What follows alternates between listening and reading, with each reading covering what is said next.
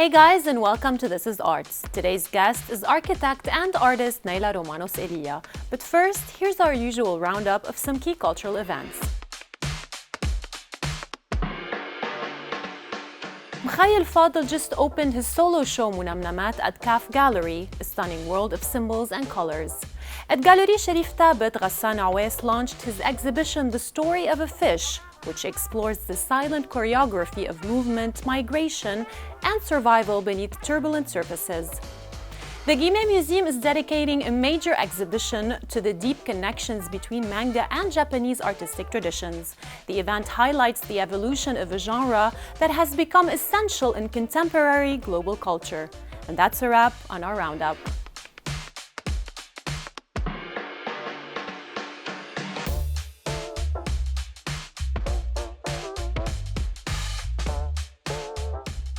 Such a pleasure to be sitting down with architect and artist Nayla Romanos Iliya. After years shaping spaces through architecture and design, she discovered her true calling in sculpture, a practice she's been devoted to since 2011. Her work reflects on identity, memory, and hope, shaped by her experiences during the Lebanese Civil War and her years abroad. Today, her sculptures are part of private and public collections worldwide, including l'Institut du Monde Arabe in Paris, AUB Museum, and Bagri Foundation. Nayla, welcome to This is Arts. It's a pleasure to have you on the show. Thank you. The pleasure is mine. Nayla, you had a very successful career in architecture. What's made you realize that sculpting is your true calling? Actually, circumstances of life showed me the path to sculpture. I was, for personal reasons, living abroad and moving from a country to another, which made it difficult to pursue architecture, which needs a bit of stability, and following a project is a lifespan that takes years.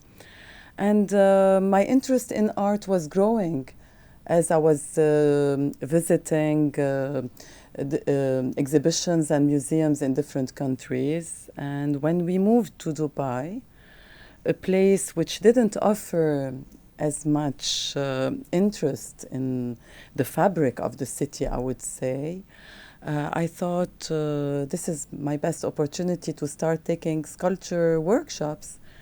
And from a workshop to another, it became my passion very quickly. And it was a very smooth turn, actually, from architecture that I still like, but I'm passionate about sculpture now. Nayla, you lived in Lebanon during the Lebanese Civil War, so you witnessed destruction and renewal. You also helped renovate some of the buildings that were destroyed during the war.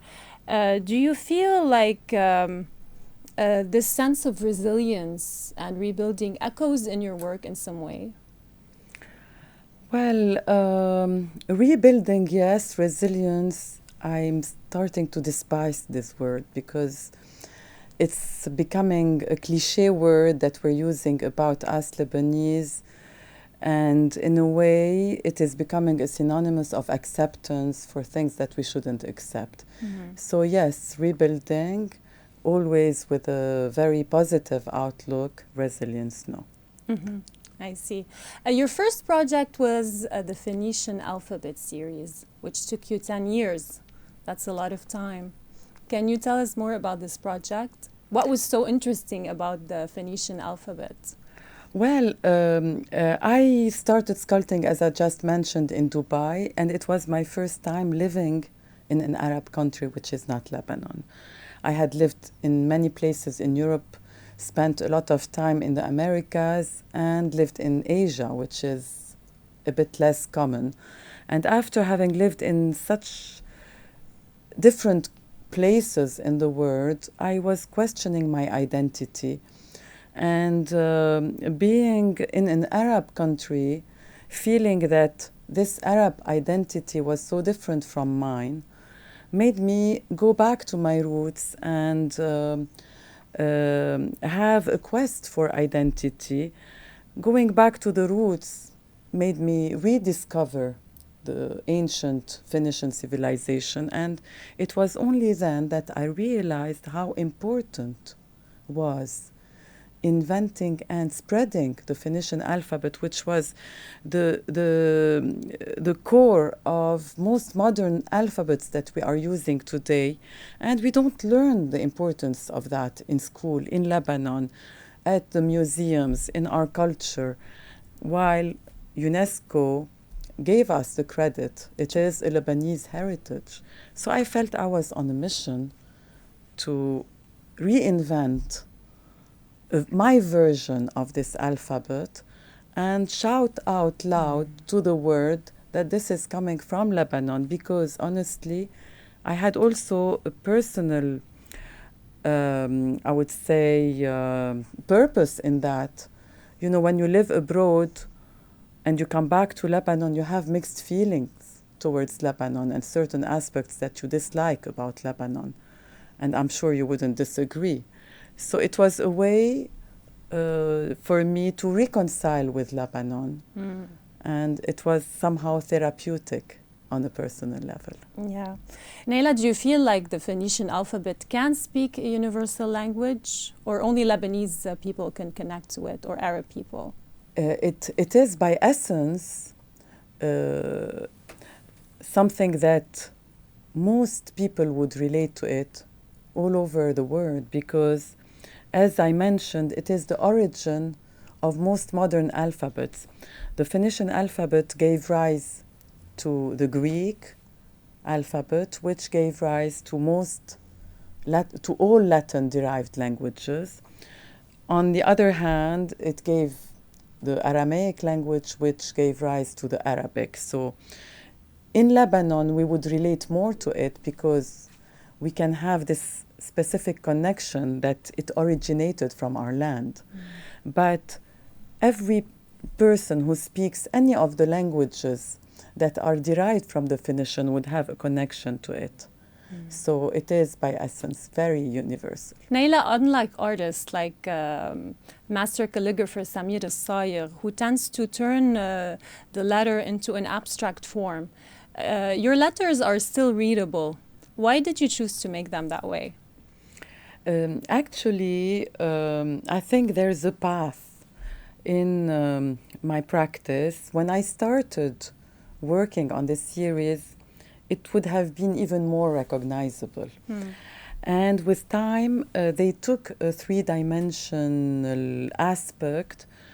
And this three-dimensional aspect was not only inspired by the letter shape itself, the symbol, but it was also inspired by its meaning, because every Phoenician letter had a meaning, and the symbol behind the meaning.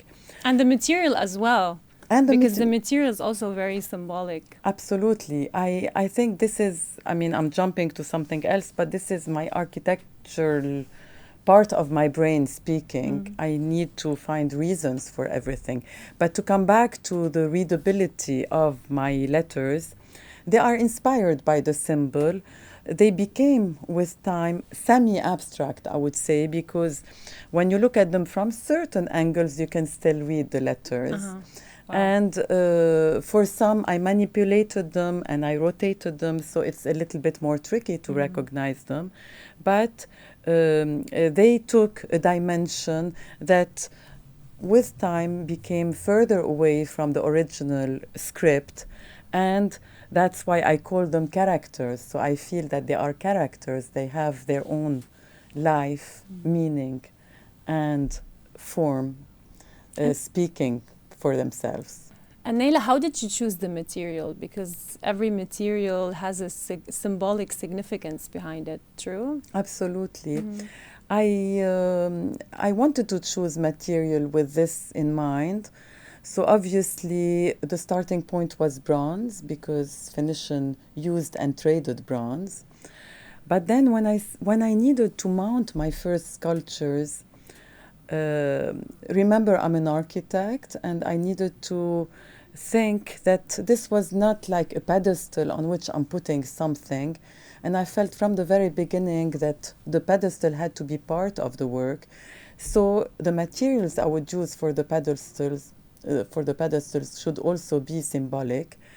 And most of my sculptures include mirrored stainless steel, which was very unusual for a pedestal of sculptures before. I haven't seen anybody using this before. The reason why I used mirrored stainless steel is because of the reflection that it creates. And this reminds me of the water element. And of course, Phoenicians were the greatest seafarers. And sometimes I used plywood, layers of plywood underneath the mirrored stainless steel, and this again evokes the passage of time and civilizations. That's beautiful. Nayla, you worked on a small series as well as monumental public installations. One of them was on the other side of time near Saint Elie Church. Can you tell us briefly about this project? Actually, this public installation was the answer to the time and place. The time was a very hard time for Lebanon. We had endured crisis after crisis, mainly because of corruption, and you know it all. The place was the green light previously, so it was meant to be a place that would bring back all people of all kinds together. And the theme was very important. I wanted the theme to be a universal one, and that's why the inspiration from this public installation was Dante's Divine Comedy. The idea behind it is that during this life we commit actions and we're going to be punished or rewarded in the afterlife. So you're inviting people to meditate on the idea of afterlife. Not of afterlife, of the present. True. Which is going to lead us you commit a sin, you're going to be punished for it forever and ever. You don't get out of Inferno. So much needed in Lebanon, right? Absolutely, especially at that time. Hell was a word very much in fashion back then, if you remember. And so the concept of the Divine Comedy is that if you repent, you have committed sins, but you repent, then you have the possibility of climbing the steps of Purgatory, purifying yourself, and reaching paradise. So it's hopeful.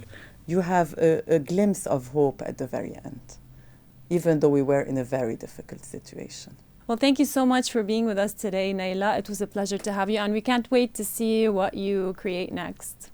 Thank you for having me. It was a pleasure that I shared too.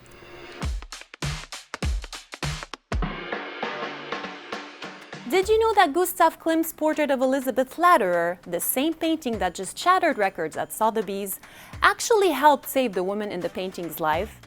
When Klimt painted Elizabeth, she was the only daughter of his wealthy patrons, the Lederers, Vienna's second richest family.